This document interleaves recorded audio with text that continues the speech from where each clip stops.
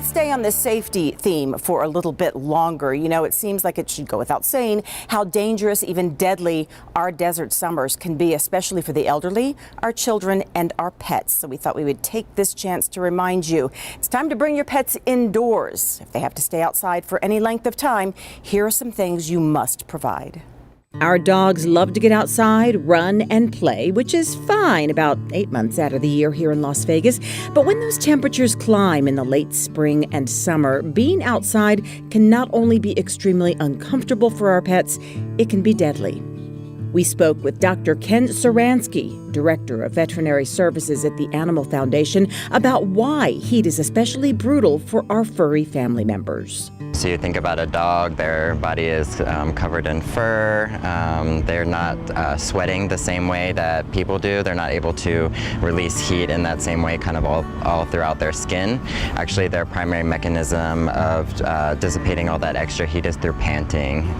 Dr. Saransky says here at the Animal Foundation, they go to great lengths to make sure their adoptable dogs have what they need even for short playtimes outside. A nice shady place, and then plenty of cool fresh water. And you have to remember that, the water in a metal bowl especially will get hot very quickly. So putting things like ice and just continually changing up that water, making sure that it's really cool. The kiddie pools, shade, the constant change of cool drinking water, and even the installation of misters can help keep your pet safe in these dangerously hot days. But he also says be mindful of their paws. If your pet's exercise consists of walks, the mornings are best when pavement is not scorching hot.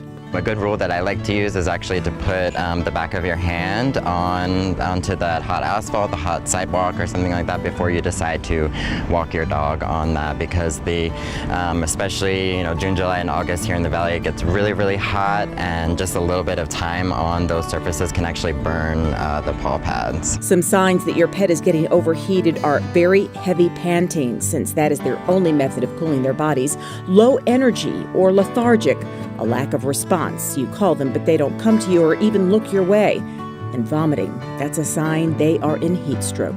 There are actually severe medical consequences that can happen from your pet being kept outside. So that heat exhaustion, that minor kind of, too much heat can actually become heat stroke, and so it can become much more severe. We can, signs like vomiting, seizures, internal organs basically are all affected by the heat, and heat stroke can become so severe it can even go all the way to death.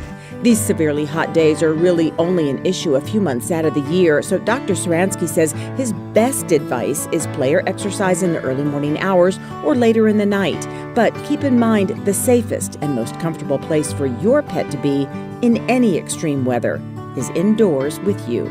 Really, the best thing you can do in June, July, and August here in the valley is to keep your dog indoors. We know already that it gets extremely hot here. Dogs are not, especially with like the thick hair coats and everything, they're just not equipped to be dealing with that heat. So if at all possible, it's really important to keep your dog inside. Dr. Ken says if you want to limit your pet's exposure to your home, especially when you're not home, bring them into a laundry room or the kitchen. It may seem cruel to keep them confined, but it's a lot more humane than leaving them out in the heat. By the way, something else to keep in mind as the summer progresses, 4th of July is a very dangerous time for our pets. Fireworks scare the daylights out of them. A lot of times they'll escape their yards, escape their homes, and run away, never to be found again. So if illegal fireworks are going off in your neighborhood, there's something new you can do this year. You can report any complaints to ispyfireworks.com. It's a good alternative to calling 911 or 311.